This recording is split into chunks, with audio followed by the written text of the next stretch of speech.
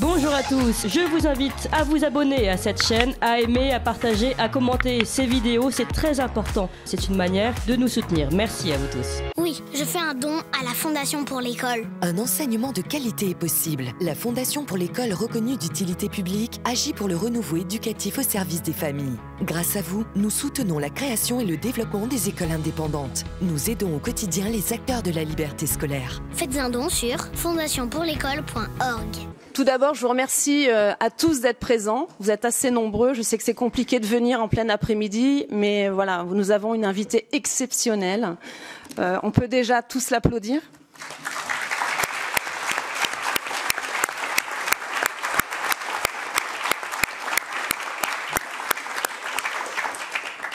Moi, je suis vraiment heureuse et honorée d'avoir Alexandra avec nous. Elle a fait un travail formidable et elle nous a permis d'avancer, de continuer ce chemin qui, malheureusement, n'est pas terminé. Il y a d'autres députés ici parmi nous et je tiens à les mentionner parce qu'ils font un travail aussi formidable avec nous en commission Covid. Donc, c'est Rob Roos que vous connaissez tous. Vous pouvez applaudir.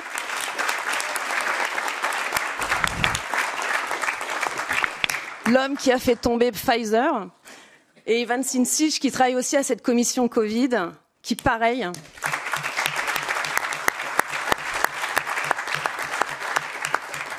Nous avons ici aussi Christine Anderson que vous connaissez tous et qui fait un travail formidable.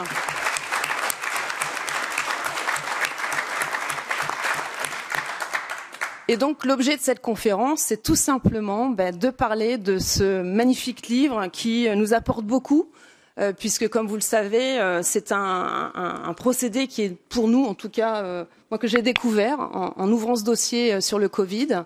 Et il m'apparaissait intéressant d'en parler ici, au sein du Parlement européen, parce que durant cette année de Covid, commission spéciale, puisque nous sommes partie prenante de cette commission, et mes collègues pourront en parler.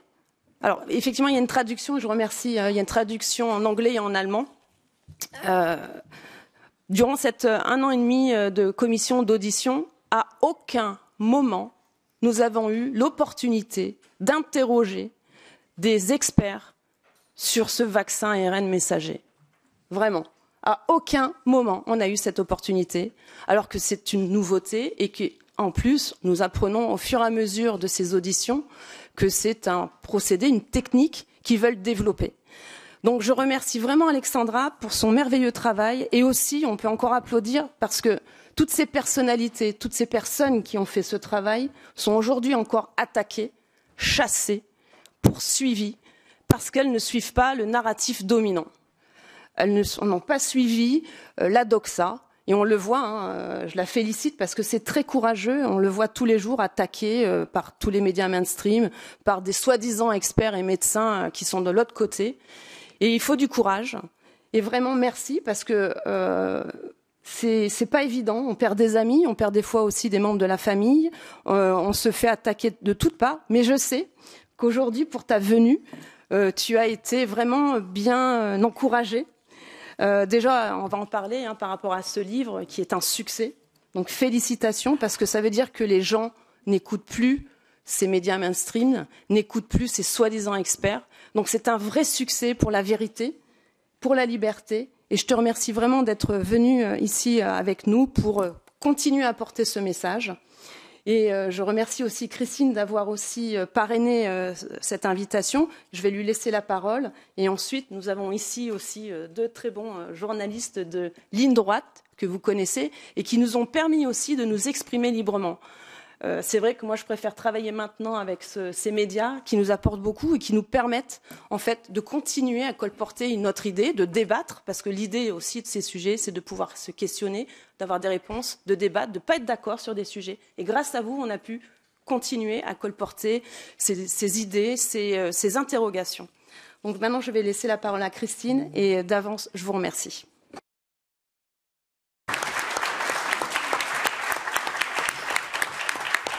Yeah, thank you very much, Virginie, and thank you for organizing this. And I must say, it is a great pleasure to see you again. We met last year in, was it last year? Malmö. Malmö in Sweden. Yeah, it's been a year. Yeah. So, and it was a really great pleasure meeting you there. and I'm really delighted to have you here. I will keep it rather short today, because I will say, at this point, I'm speechless. I'm left without words, because despite everything that has been uncovered, despite all the evidence that is right in front of everyone now, they still continue feeding us their lies. Virginie already mentioned there is a COVID committee. It's a special committee, and it is supposed to evaluate lessons learned from COVID. And despite the fact that we have been able to turn this COVID committee upside down, and there's colleagues like Rob Ross, Ivan Sinčić, Christian Terhash, Francesca Donato, we all did what was necessary, and we uncovered so many things in this committee, despite their best efforts to not allow it, but yet we did. But the report that they put forward, the draft report, it really, as I said, adds insult to injury. On 56 pages, 18,460 words is what they used to repeat every single lie, every single one. And among 18,460 words, the word adverse side effect is mentioned one single time. But not how you would think it is mentioned there, that they admit, yeah, there are adverse side effects, even severe side effects. None of that.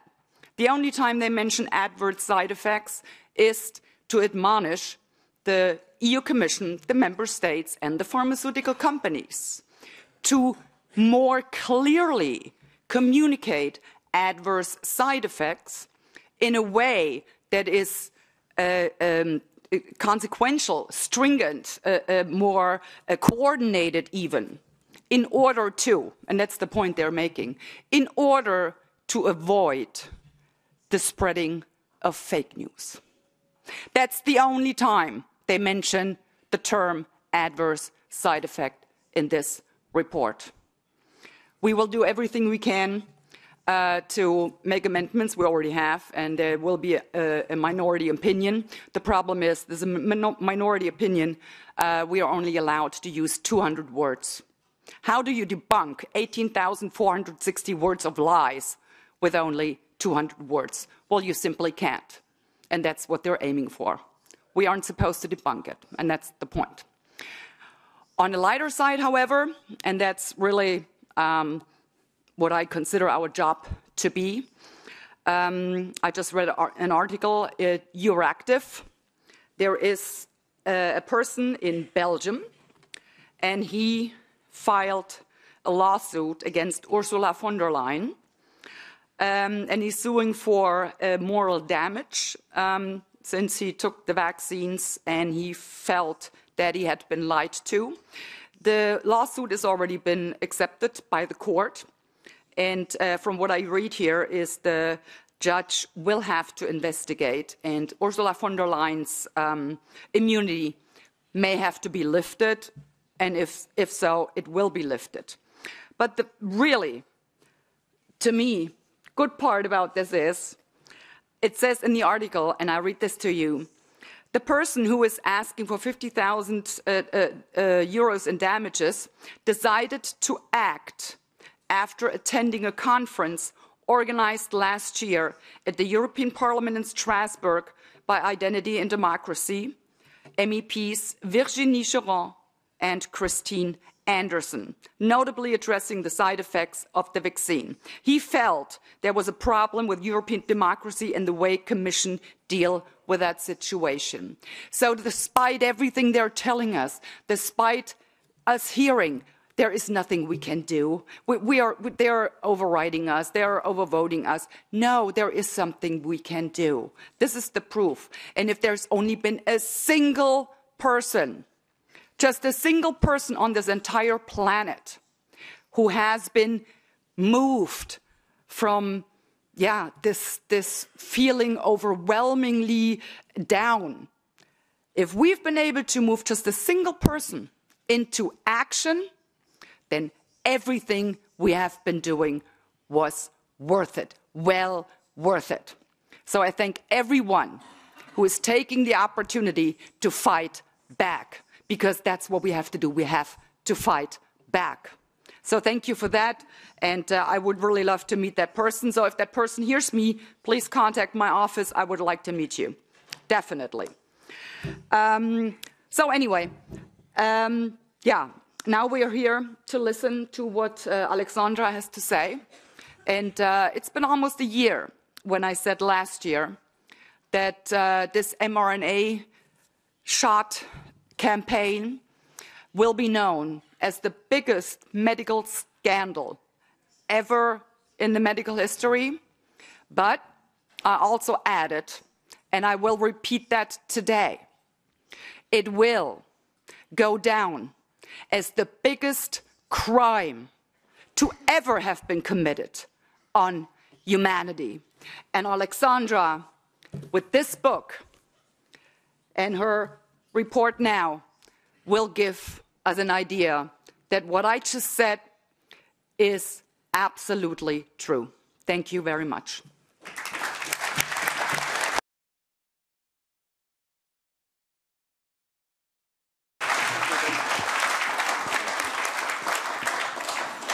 Merci Christine, vraiment tu as parfaitement résumé la situation. On attend beaucoup maintenant de cet éclairage et donc je laisse la parole à toi Corentin qui va animer donc. Alors juste pour vous préciser, on a encore 1 heure devant nous, donc on va procéder maintenant en présentation du livre avec Alexandra. Il y aura une session de questions-réponses assez limitée et on finira par un cocktail.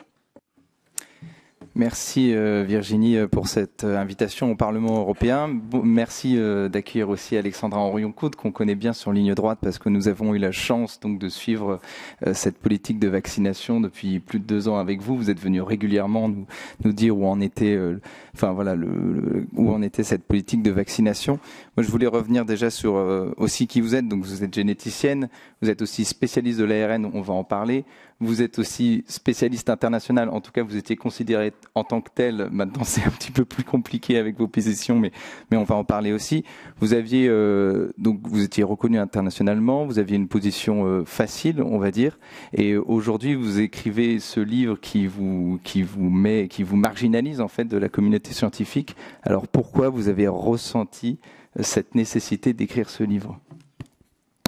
Alors j'aimerais tout d'abord remercier vivement, évidemment, Virginie qui a pris l'initiative de cette invitation et c'est vrai que c'est chouette. Je suis venue plusieurs fois dans ces murs, dans d'autres murs du Parlement européen sur les questions notamment de bioéthique en fait qui m'animent depuis longtemps. En fait, en tant que généticienne, la vie est évidemment une dimension passionnante sur laquelle nos technologies portent une certaine épée de Damoclès et il est urgent de pouvoir en discuter. Donc merci beaucoup Virginie de me permettre de revenir dans ces lieux et Christine qui fait partie effectivement de cette équipe qui au niveau international se mobilise. On est alors je vais m'inscrire un tout petit peu en faux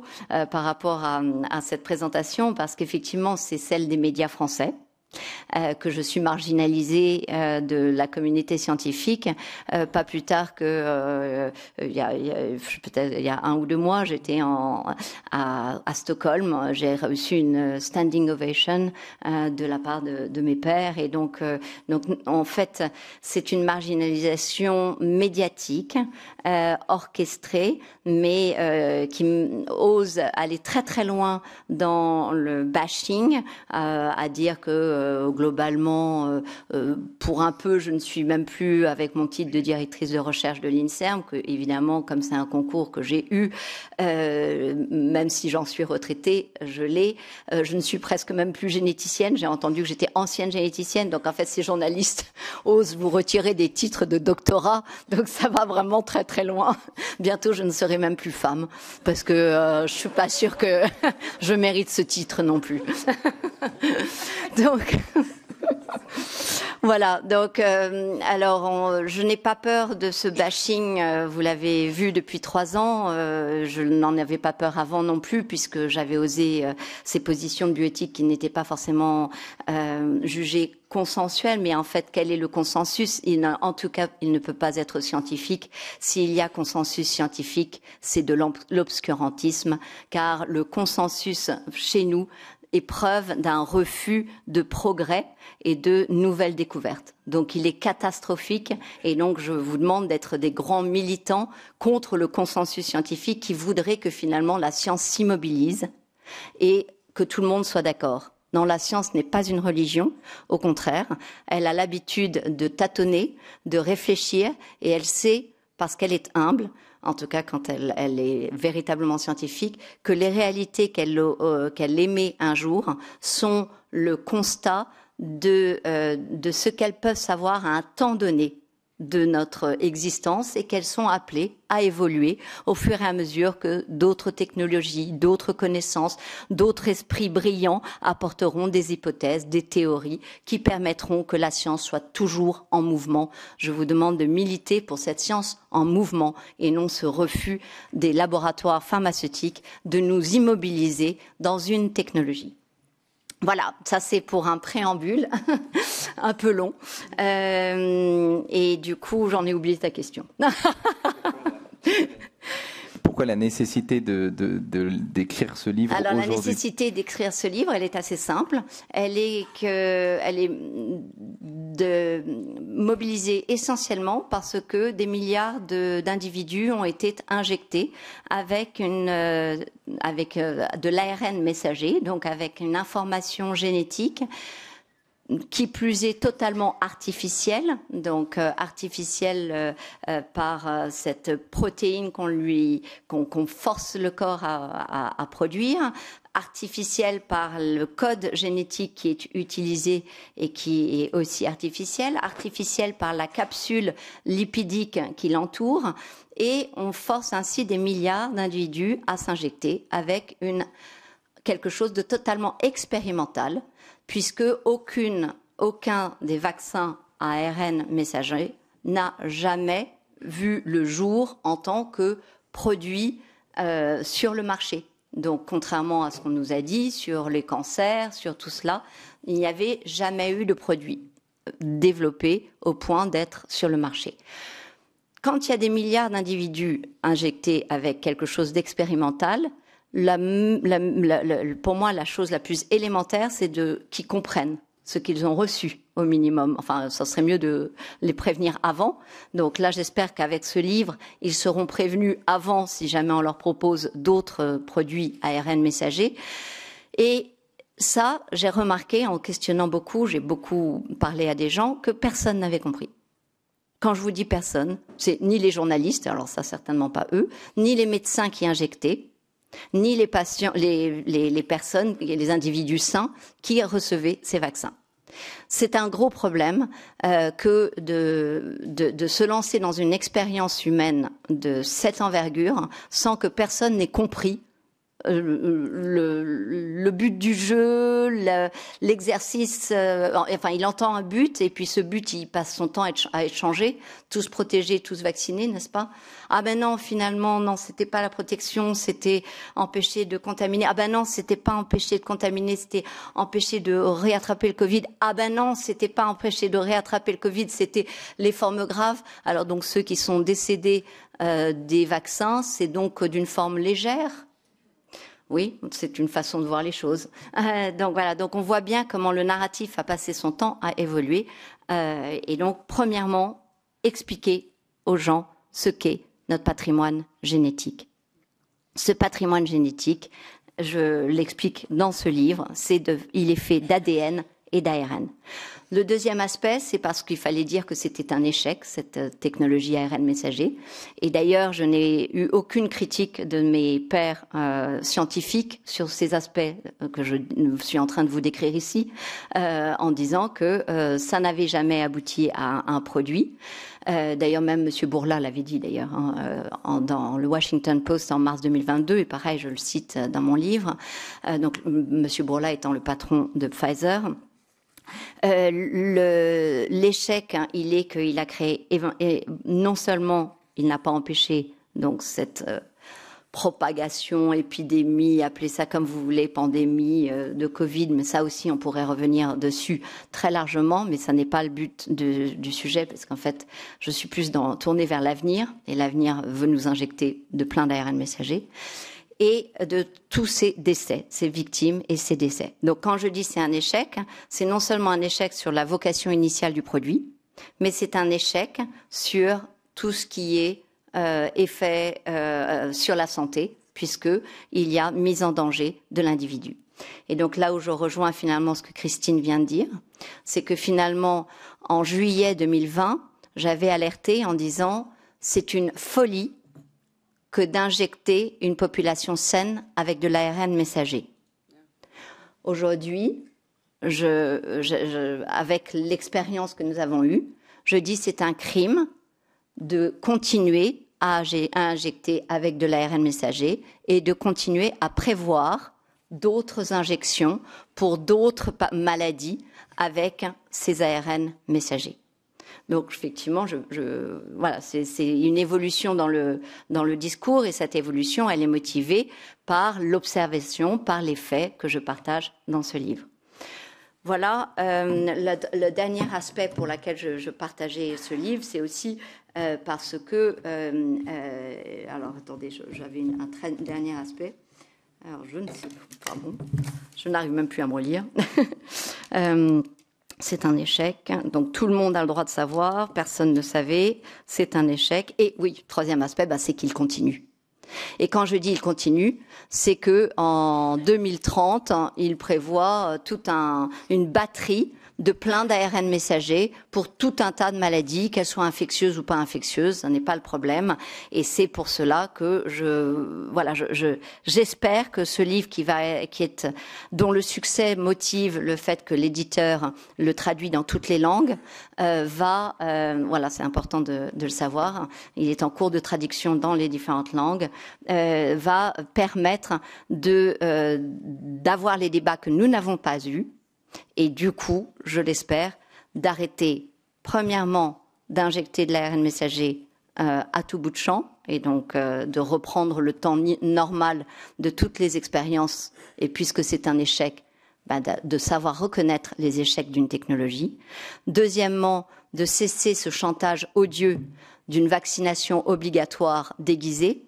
Ils n'arriveront plus et ce n'est pas une question d'antivax ou pas d'antivax. Je constate que des jeunes me disent qu'ils se sont vaccinés pour pouvoir continuer à aller à la salle de sport parce qu'ils étaient grands sportifs, qui, voyant les effets sur eux-mêmes, ne veulent plus jamais entendre parler du moindre vaccin.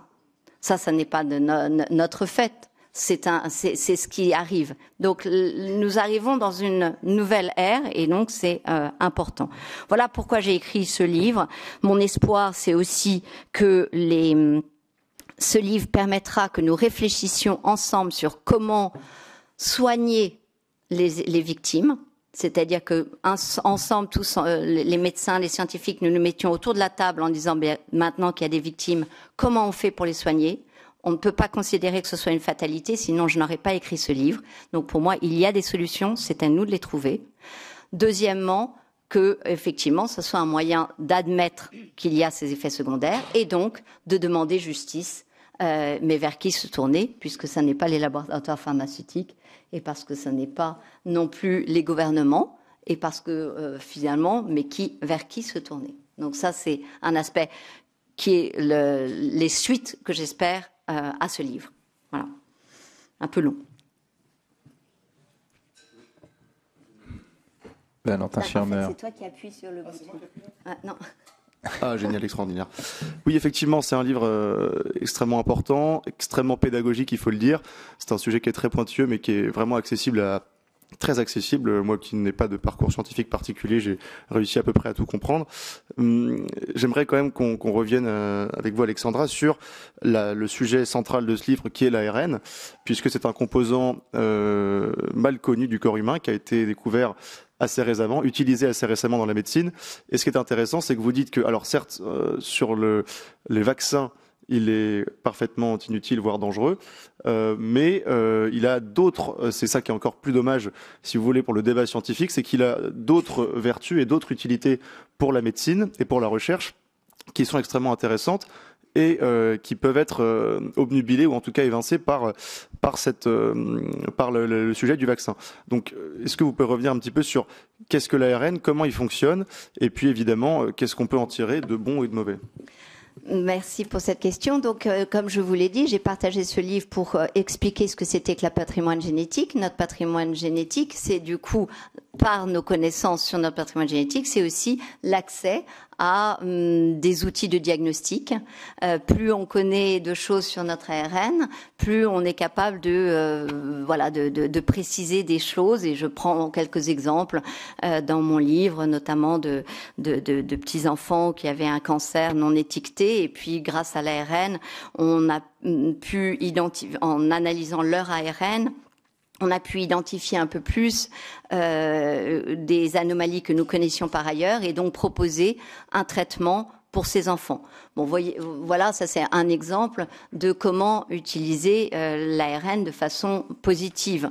Les autres exemples que je montre, c'est pour montrer que il y avait en 20 ans, si l'ARN messager avait été un succès, il y avait la possibilité d'en faire un médicament et de le mettre sur le marché. Parce que je prends l'exemple de 10 médicaments, de plusieurs médicaments à ARN, pas ARN messager, qui pendant ce temps ont pu être développés et mis sur le marché dans un créneau normal et non accéléré.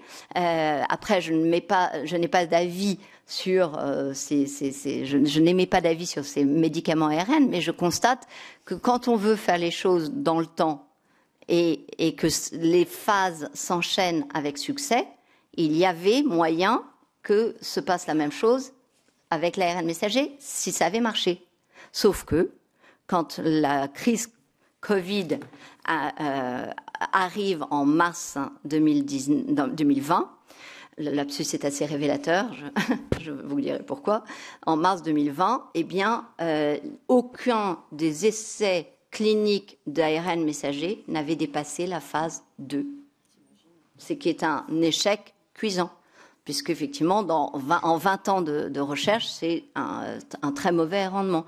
Donc, je trouve que c'est important en science qu'on puisse se dire, voilà, il y a des choses qui semblent prometteuses. C'est vrai que c'était intéressant, cet ARN messager, etc. Mais force est de constater que c'est un échec et que c'est certainement pas cette vaccination Covid qui a montré un succès. Alors, on m'oppose le succès en me disant, oui, mais des milliards d'individus ont été injectés. Ça, c'est un succès business. Ça, c'est un succès administratif d'avoir forcé des pays à injecter des populations. Ça, c'est un succès de manipulation des populations à prendre un produit dont ils ne savent rien. Mais ça n'est donc à traiter finalement les individus comme des cobayes. Mais ça, si on peut appeler ça un succès, personnellement, je n'appelle pas ça un succès. Mais en tout cas, s'ils ont réussi quelque chose, c'est dans ces 3 domaines-là. Mais en tout cas, ils n'ont pas réussi à traiter le mal qu'ils voulaient traiter. Un autre trait important dans le livre qui peut forcément inquiéter, c'est cette histoire de transmission de l'ARN messager à la génétique. Et effectivement, ça peut se retrouver, en tout cas le vaccin peut se retrouver dans les fluides corporels et même jusqu'à se transmettre à ses enfants. Alors, comment c'est possible et surtout, comment ça se fait que c'est un fait qui est aussi peu médiatisé ? C'est une question provocatrice. C'est une très bonne question. C'est une des nombreuses questions extrêmement douloureuses. Nous avons donc dans ces fioles bien caractérisé l'ARN messager. Nous avons bien vu que cet ARN messager était d'ailleurs extrêmement robuste et stable, même si les instances européennes ont accepté jusqu'à 55% de dégradation de ce produit, ce qui est tout à fait inconcevable. Et nous avons trouvé des traces d'ARN messager et même un passage, comme tu le dis, dans les flux, ce qu'on appelle les fluides corporels, donc les liquides qui sortent, par exemple le liquide du lait maternel. Donc nous avons plusieurs équipes ont pu montrer cela en prenant du lait maternel et en trouvant l'ARN messager. Pfizer avait cependant rapporté aussi des anomalies qu'ils avaient constatées en parlant d'une couleur anormale bleu-vert du lait maternel. C'est dans leurs documents, tous ces documents que nous n'étions pas censés voir pendant 75 ans et 4 mois, dans une transparence totale, bien entendu, une transparence dans 75 ans. Voilà. Donc du coup, on est dans une situation très préoccupante d'avoir cet ARN messager qu'on retrouve partout et pareil, au niveau placenta, etc., personne n'a vraiment suivi ni documenté ce qu'il advenait de ces produits. Encore une fois synthétique. À partir de là, on a pu aussi doser la protéine. Donc, il faut comprendre que l'industrie pharmaceutique a bougé leur usine de production dans votre corps, dans notre corps, en faisant ainsi que l'ARN, l'instruction génétique, allait nous faire produire la protéine qui devait nous faire produire les anticorps. Donc, ayant bougé le curseur sur le fait que nous étions des usines à produire la spike, on a pu constater dans différentes études, j'aime bien cette étude sur les jeunes, qui montre que des jeunes hospitalisés pour myocardite, lorsqu'on dose dans leur sang la protéine spike, donc celle dont nous recevons l'instruction génétique par les 10 vaccins, eh bien, ceux qui avaient des myocardites et qui étaient hospitalisés produisaient des niveaux de spike importants, contrairement à des personnes vaccinées, non hospitalisées, avec myocardite. Donc, on voit là aussi, encore une fois, une différence de comportement, mais surtout le fait qu'on est bien des usines et que quand on produit trop de spike, c'est pas bon signe.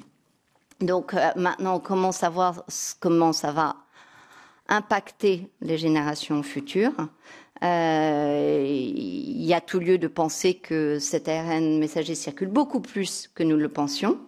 Pourquoi je dis cela? C'est que non seulement les petites soucoupes lipidiques qui contiennent l'ARN messager ne restent pas dans le muscle, comme on vous l'a dit, mais sont retrouvées dans les ovaires, dans les testicules, dans le cerveau, par exemple, entre autres organes.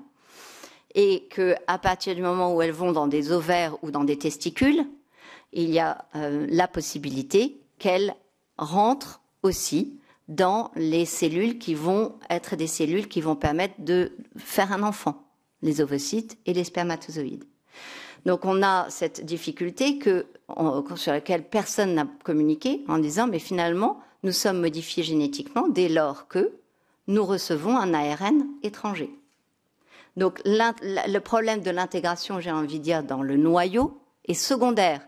Dès lors que vous intégrez une information génétique comme un ARN dans la cellule, vous avez une modification génétique. En tout cas, c'est ce que je souhaiterais que nous discutions, parce que c'est juste fondamental. L'autre possibilité, c'est qu'effectivement, à quel point ça devient pérenne, c'est-à-dire ça va être de génération en génération. Nos ARN, on sait qu'on les passe pendant quelques générations, mais on ne sait pas exactement combien de générations, on ne sait pas encore. Donc, vous voyez, tout est encore à étudier. Ça, je parle des ARN naturels. Maintenant, s'il intègre l'ADN, c'est une possibilité. À ce moment-là, effectivement, il modifie de façon durable l'espèce humaine. Comment est-ce qu'il ferait ça? Il y a deux façons. La première, c'est qu'effectivement, il soit recopié en ADN, puis rentre dans le noyau et intègre notre génome. Et voilà, la modification pérenne. L'autre possibilité étant quand même une surprise que nous avons eue, nous, dans la communauté scientifique, d'un article qui a montré que l'ARN messager de Spike, en tant qu'ARN, avait la capacité de rentrer dans le noyau. D'habitude, un ARN, pour nous, un ARN, il ne va pas rentrer dans le noyau, il va rentrer en ADN, mais jamais en ARN. Donc là, on a cette possibilité qui est aussi ouverte, et on ne sait pas non plus de quelle façon cet ARN messager de Spike, une fois qu'il est dans le noyau des cellules, et il faut comprendre que le noyau des cellules, c'est vraiment le disque dur, c'est un des deux disques durs, parce qu'on a aussi nos petites mitochondries, mais c'est le chef central, la banque centrale de nos cellules. Voilà. Oui, je crois que pour prendre une métaphore que vous prenez dans le livre, si j'ai bien compris, je parle sous votre caution, l'ADN, si le corps humain est un ordinateur, l'ADN est le disque dur qui stocke toutes les informations, et l'ARN serait les circuits qui justement font circuler les informations et qui peuvent donc forcément infiltrer l'ADN. Absolument. Bon, ça va, j'ai bien compris. J'ai aussi... Parce que j'utilise beaucoup d'images dans mon livre et dans différents répertoires afin qu'effectivement les cerveaux comprennent ce qui n'est pas facile quand même à comprendre. Effectivement. Et puis, vous parlez aussi également dans votre livre, et je crois que vous concluez par ça, d'ailleurs vous concluez par ça, sur cette puissance de Big Pharma, donc de ce laboratoire pharmaceutique, qui vous rappelez d'ailleurs trois choses essentielles. D'abord, le prix exorbitant du vaccin, et donc on pourra peut-être y revenir, les condamnations multiples auxquelles ils ont fait, dont ils ont fait l'objet. Alors on parle donc même pour Pfizer des opioïdes aux États-Unis, et effectivement. Et puis la dernière chose également, c'est que vous parlez les essais, vous l'avez déjà parlé, les essais du vaccin ne sont toujours pas terminés. Alors comment vous expliquez qu'au niveau gouvernemental, on ait pu adhérer à cette idée de commercialiser des vaccins sans jamais ressortir de les phases de test? C'est quand même assez inouï dans l'histoire. En fait, j'ai une ébauche d'explication, en tout cas en France, parce que notre ministre de la Santé a expliqué que la phase expérimentale était terminée. Donc effectivement, si jamais je reprends sa phrase que je trouve quand même intéressante, c'est que donc le 2 juillet 2021, il nous expliquait qu'une des fake news qu'on entendait, c'était que le vaccin serait encore en cours d'expérimentation, et lui de dire c'est absolument faux. La phase 3 est terminée depuis des mois, elle est validée. 3 milliards d'injections ont été réalisées sur la planète Terre. Les choses se déroulent au mieux. Vous pouvez y aller. Il n'y a aucune inquiétude à avoir. Alors évidemment, c'est sûr que si jamais vous êtes sur un tel narratif de phase 3 terminée depuis des mois, validé, etc., je pense qu'effectivement, j'imagine, et qu'il n'y a aucune inquiétude à avoir, bien forcément, et que ça se déroule au mieux, vous pouvez y aller, j'imagine qu'on peut y aller. Enfin, donc en fait, si je me mets à la place du gouvernement, puisque ils ont ce narratif-là, alors après, il y a un moment où va falloir enquêter, parce que moi je ne fais que relater ce qui nous a été dit, et je suis très embêtée parce que cela ne correspond pas à la réalité. C'est donc un mensonge, et donc dès lors qu'il y a un mensonge, comment on fait? Moi ça échappe complètement à mes capacités de scientifique. Donc moi, je ne peux que rapporter ce qui ne va pas. Donc pourquoi les gouvernements, en tout cas le gouvernement français, a continué? Peut-être parce qu'ils croyaient que la phase 3 était terminée, je ne sais pas. Il faut leur demander à eux. Voilà, je pense que, on sait qu'il y a eu des énormes pressions, des énormes pressions financières, pressions politiques, et on sait surtout, ce qui me semble important, c'est que cette crise nous a fait dérailler le train d'un cursus de gestion sanitaire en tant que problème de santé, en tant que problème de science et de médecine, et qu'il a été géré d'une façon politique, avec des mesures qui n'avaient rien de scientifique. Donc je pense que les vaccins à ARN messager, ces injections géniques, n'ont pas échappé à cet aspect-là.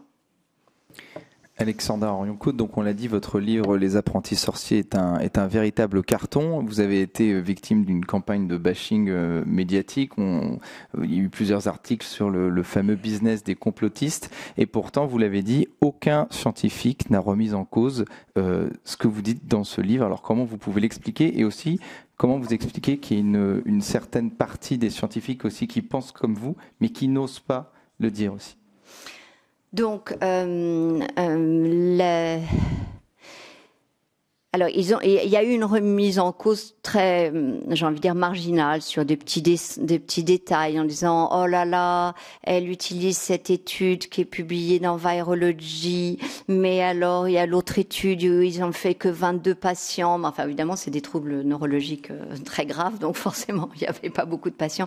Enfin, donc il y a eu des petites critiques, mais pas sur l'essentiel du message, qui est que finalement, cette technologie ARN messager n'a jamais débouché autre chose que sur l'échec, et que cette campagne-là aussi a été un échec. Donc sur ces aspects-là, je n'ai pas été critiquée, en tout cas pas pour le moment, et pourtant, comme vous le dites, le traitement médiatique, vous le comprendrez aisément ici, a été proportionnel, à mon avis, au succès et proportionnel au succès de ce livre. Donc il est d'une rare violence, et c'est une violence qui s'exerce sur moi, sur ma famille et sur toute personne me relayant. Quelqu'un qui a voulu émettre un avis positif à la FNAC, qui était un avis relativement posé en disant que c'était un très bon livre, s'est vu refuser son avis comme étant sortant de la politique de la FNAC. Quelqu'un sur LinkedIn a voulu me dire que c'était un bon livre et qu'il fallait le lire, mais vraiment n'allant pas plus loin que cela, je crois. Enfin, en tout cas, moi, j'ai eu le début du post, et il s'est vu suspendre de LinkedIn pour avoir osé partager cela. Donc, c'est une opposition assez colossale du système. C'est une opposition que je ne suis pas seule à vivre, parce que elle s'est déplacée aussi sur mon éditeur, que je remercie beaucoup, Albin Michel et Versilio, d'avoir dit il faut quand même que des opinions diverses puissent s'exprimer. C'est une pression qui a été exercée sur mes distributeurs. Il y a eu des fact-checking sur eux, donc notamment sur la FNAC, et puis pour maintenant les libraires aussi ont une pression d'un journal qui se targue quand même d'avoir été toujours dans une liberté d'expression totale. Je veux parler de Charlie Hebdo, qui donne des leçons aux libraires de ce qu'ils ont le droit d'accompagner et de ce qu'ils n'ont pas le droit d'accompagner. Donc c'est très intéressant ce qui se passe. C'est que pour moi, il y a quelque chose d'un peu historique, au-delà de ma simple personne et du sujet de mon livre. Il y a quelque chose d'historique dans cette intimidation collective de grandes institutions, de grandes maisons, dans l'accompagnement qu'elles ont d'une certaine neutralité, et qui me semble tellement importante pour la démocratie. Donc voilà, je ne sais pas si j'ai répondu à... Oui, vous avez répondu, mais aussi notamment sur les scientifiques. Vous dites qu'il y a des scientifiques qui vous soutiennent, mais qui alors les subissent des pressions scientifiques, effectivement, il y a ceux qui, depuis le début, qu'on connaît notamment, qu'on a rencontrés, ceux qui depuis le début sont très embêtés de ce qui se passe et on fait des zooms depuis le début. Après, quand on a pu se rencontrer, on a fait des congrès très vite. Là, je parle de quoi?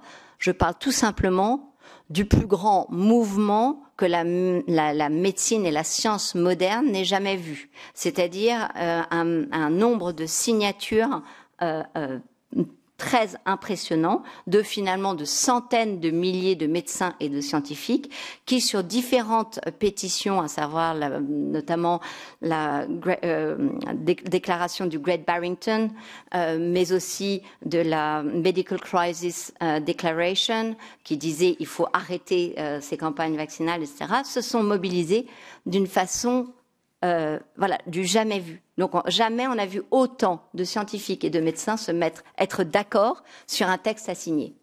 Donc ça, c'est la partie que vous ne voyez pas du tout, parce qu'on ne vous la présente jamais, mais c'est la réalité. L'autre aspect, c'est quand il y en a qui essayent quand même de parler, il y a des collègues qui ont essayé de parler du livre, ils témoignent de façon anonyme, parce qu'ils ont peur des représailles. Donc il y a un très bon article, notamment sur Doctissimo, sur les apprentis sorciers, et qui vous montre, en plus il est vraiment dans une ouverture d'esprit, à la fois il est d'accord avec moi, et à la fois il n'est pas d'accord sur certains points, donc le bonheur absolu, parce que c'est comme ça qu'on avance. Il, en revanche, lui, témoigne de façon anonyme parce qu'il a peur des représailles. Voilà, c'est là la situation un peu paroxystique, et moi je dis... Si jamais les médecins là, ne sont pas capables de monter au créneau en disant « on nous a menti, on nous a fait injecter un produit qu'on nous a dit qu'on maîtrisait et qu'on connaissait depuis longtemps », c'est faux. On nous a menti, on nous a dit que l'ARN messager se dégradait tout de suite, c'est faux. On nous a menti, on nous a dit que l'ARN messager allait rester dans le muscle, c'est faux. On nous a dit qu'on allait injecter que 2 fois l'ARN messager, ces doses, c'est faux. On nous a, qu'est-ce qu'on nous a dit d'autre? On nous a dit qu'ils étaient sûrs et efficaces. Ils ne sont ni sûrs ni efficaces. Et on nous a dit qu'ils protégeraient du Covid. On nous a dit, et ça, c'est aussi faux. Autrement dit, ces médecins se sont retrouvés à injecter massivement un produit expérimental alors qu'on leur avait menti. On nous a dit que la phase 3 était terminée, c'est faux. On a découvert entre-temps qu'elle n'était pas terminée. Et donc ces médecins ont le droit et ont pour moi l'obligation déontologique à partir de ce livre de dire on nous a menti sur ces injections ARN messager. Donc on sait que les suivantes, ce sera la même chose, puisqu'on ne peut pas capitaliser sur l'échec qu'on dit succès de cette injection sous prétexte qu'elle a été injectée sur des milliards. Et à partir de là, je considérerai que j'aurai fait mon travail. L'essai sera transformé.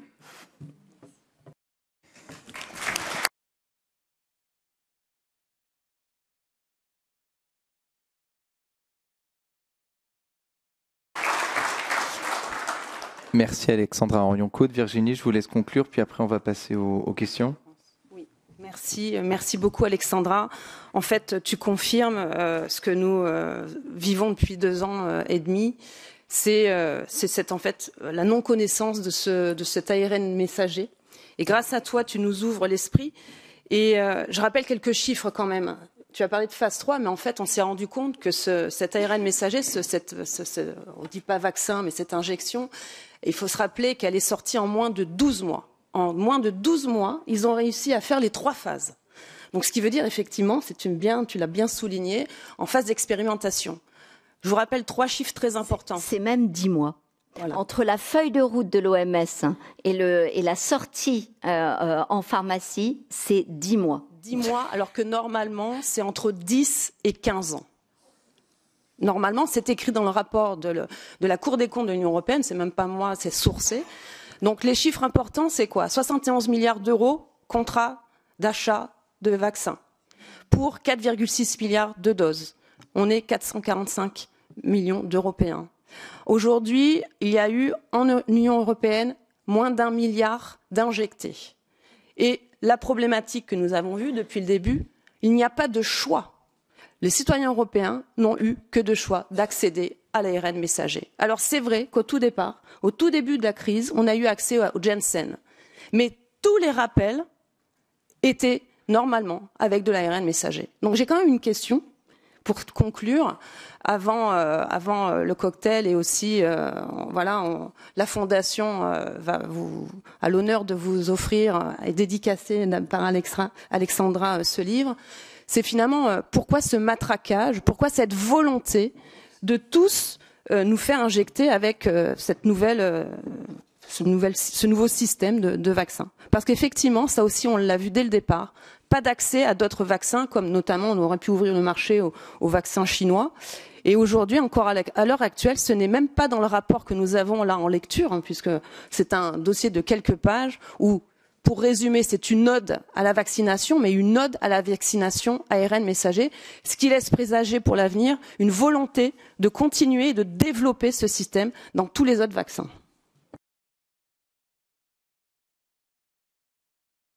Tu as une idée alors pourquoi ils veulent tous nous faire passer par l'ARN messager? Big business. Non, alors moi, non, je vais être factuelle parce que je trouve que c'est très important de toujours être factuel. Et donc, je vais laisser ce mot à Monsieur Bourla, PDG, directeur général de Pfizer. Non. Alors, non, il dit pas le mot argent, c'est plus subtil. La technologie ARN messager n'a jamais délivré, donc je cite, n'a jamais délivré le moindre produit jusqu'à ce jour, ni un vaccin, ni aucun autre médicament. Et en parlant des scientifiques de son groupe, il ajoute « J'ai été surpris quand ils m'ont suggéré que c'était la façon de poursuivre. » Et de conclure « J'ai suivi mon instinct qui me disait qu'il savait ce qu'il disait. » Je vous laisse conclure sur la nature de son instinct. Instinct de businessman, sans doute.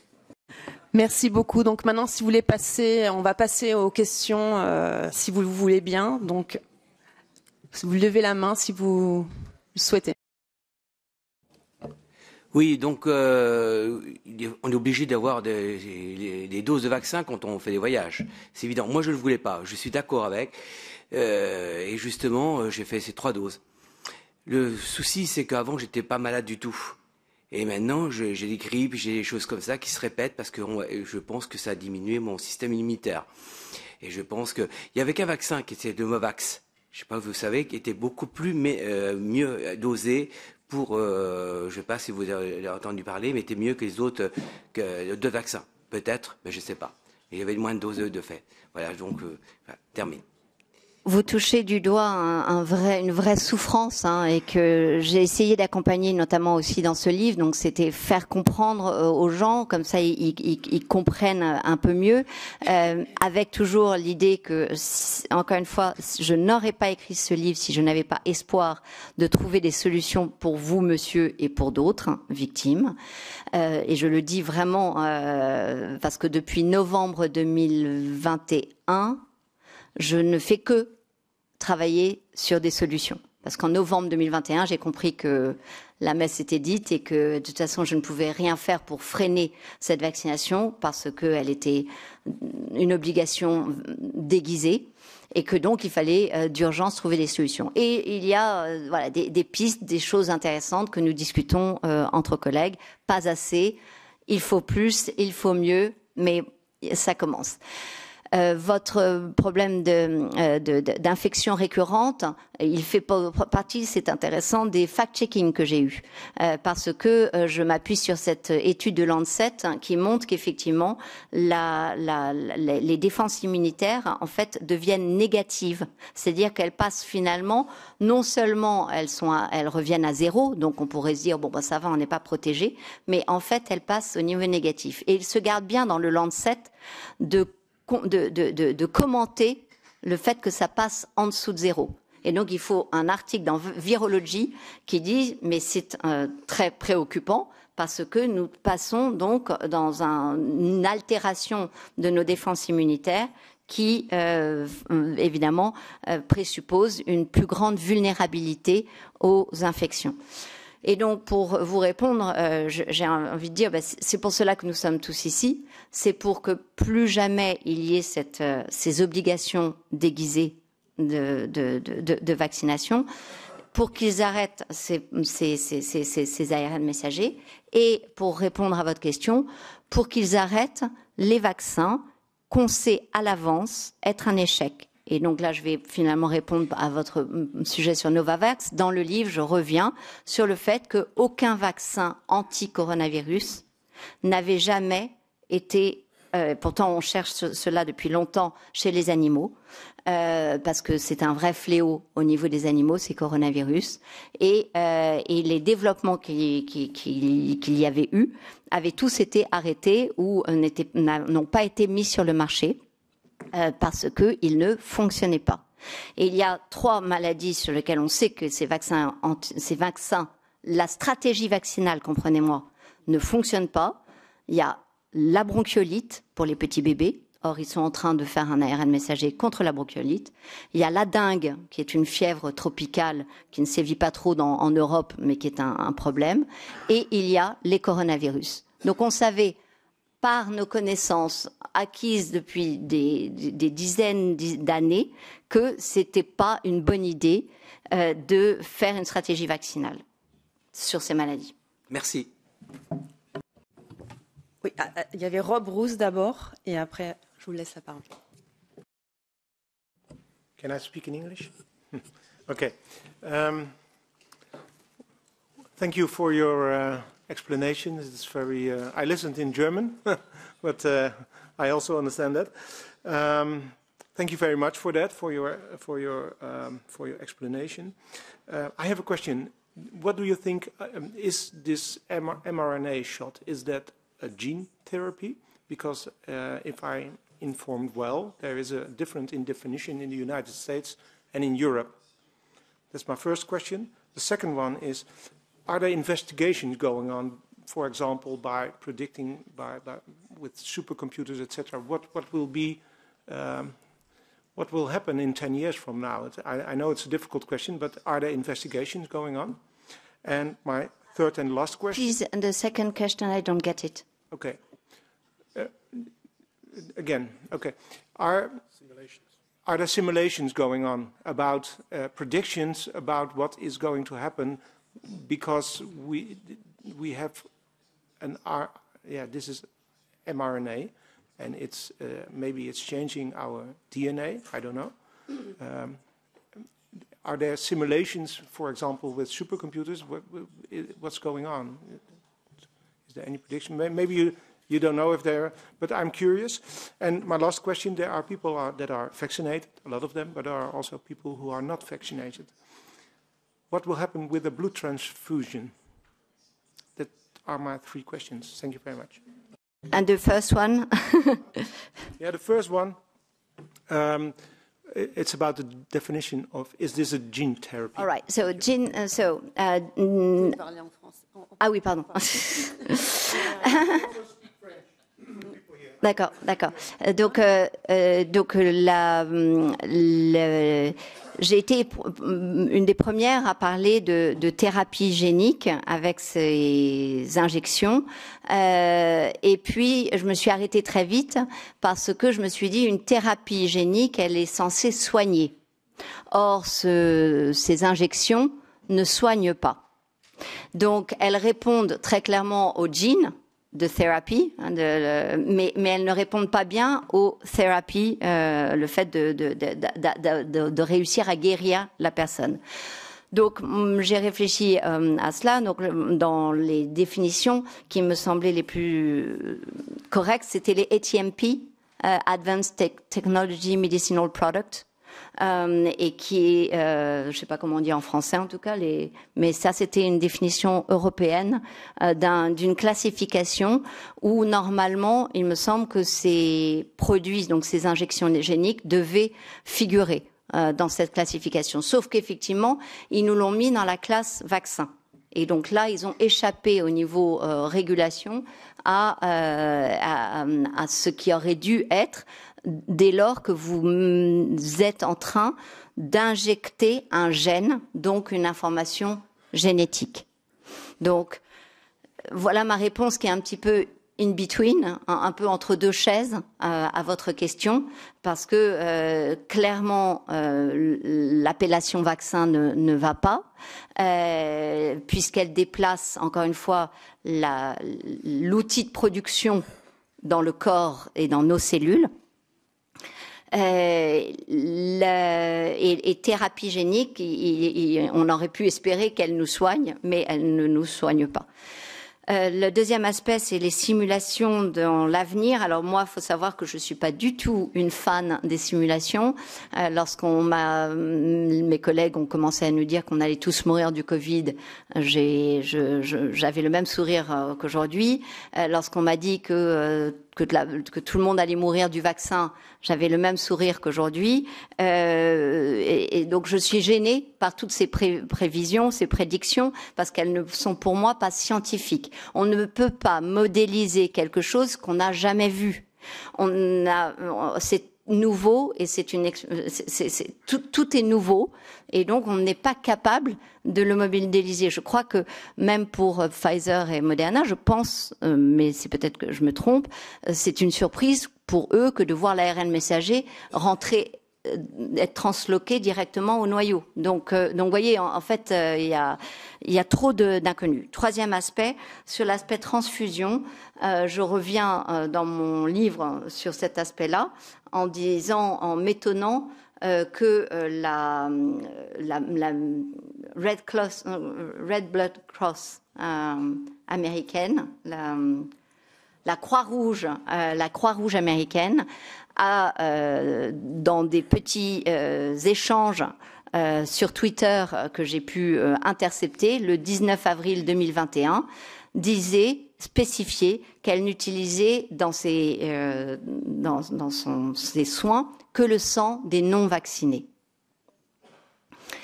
Et donc, effectivement, ils avaient l'air d'expliquer entre les lignes que c'était plus simple pour eux parce que ils maîtrisaient pas tout du sang des vaccinés. Donc, le problème de transfusion, il est pour moi effectivement essentiel aussi, mais je crains que, de toute façon, en tout cas nous en France, ce ne sont pas des dons ciblés, donc en fait on n'a pas le choix. En Italie, je crois qu'il y a des banques qui existent, et c'est important. Pourquoi ? Parce que, par exemple, une neuropathie à petite fibre, donc c'est une maladie qui fait mal aux gens, post-vaccinale, on a pu montrer qu'elle s'améliorait dès lors qu'on faisait un transfert de plasma de non-vaccinés chez la personne qui avait cette maladie post-vaccinale.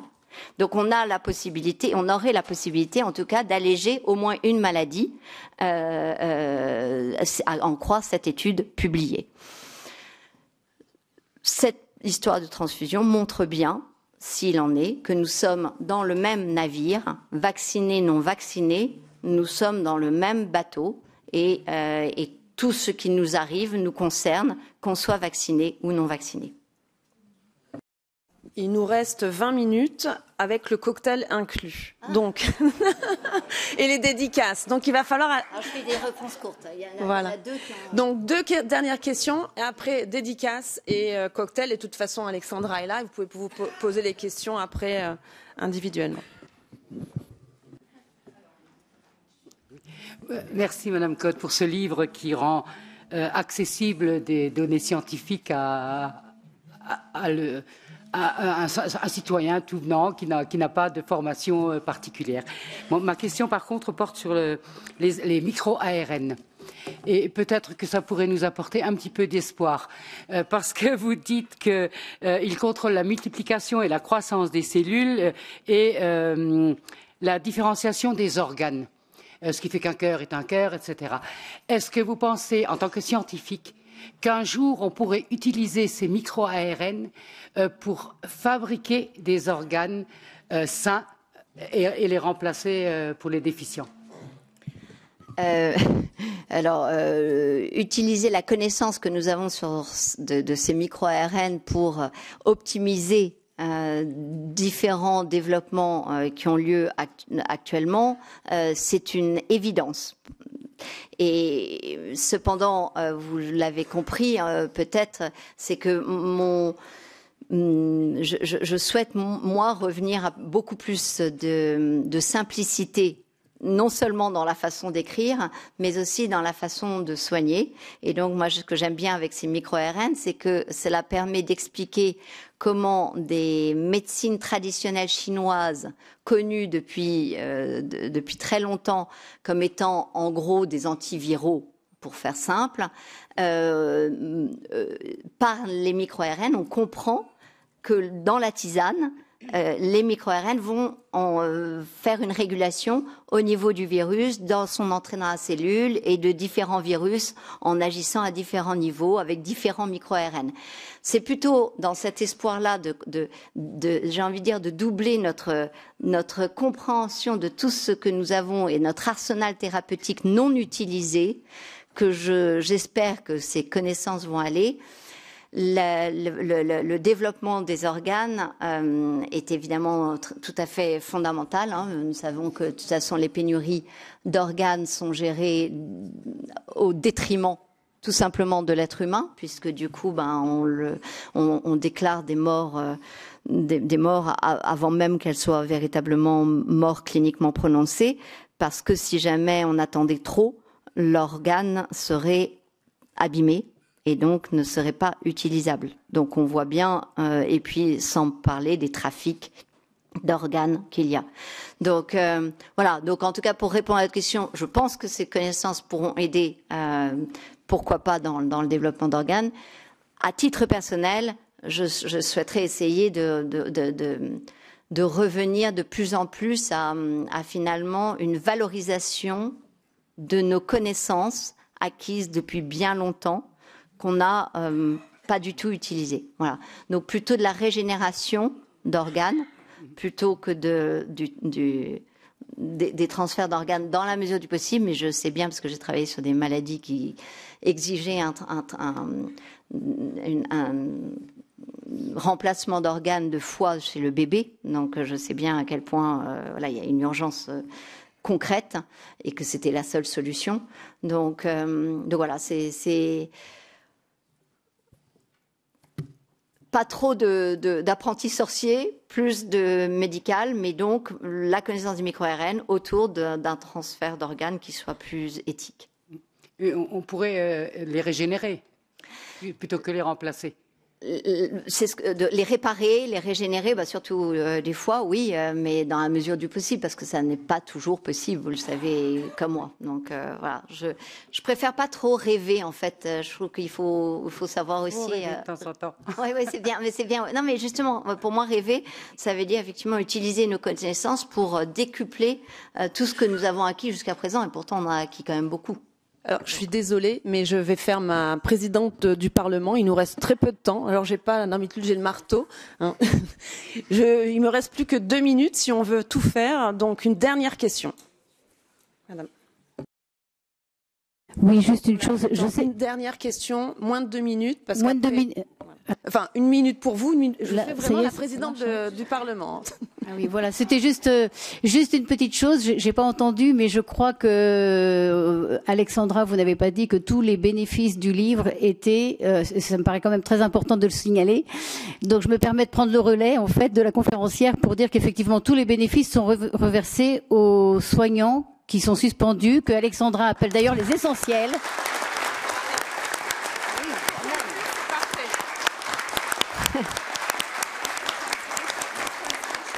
Okay, I will translate. I will say it in French and in English.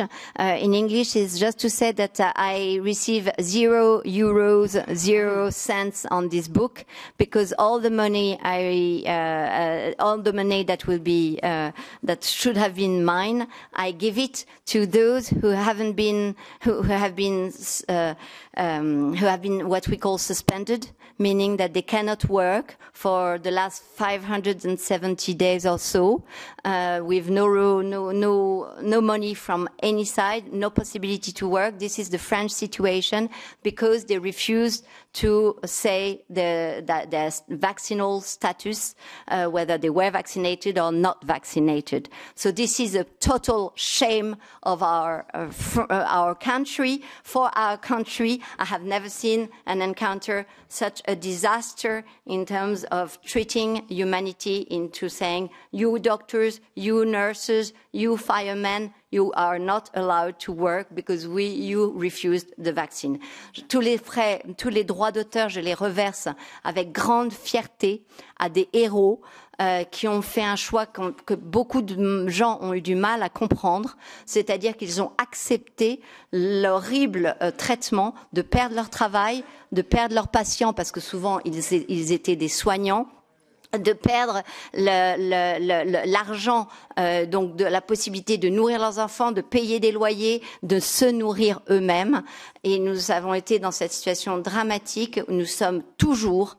C'est une honte pour la France, c'est une honte pour l'Europe, c'est une honte pour le monde entier que d'avoir cette situation. Et donc cette maigre contribution que je peux leur apporter, je suis extrêmement fière. Et donc acheter ce livre, c'est aussi les aider. Merci.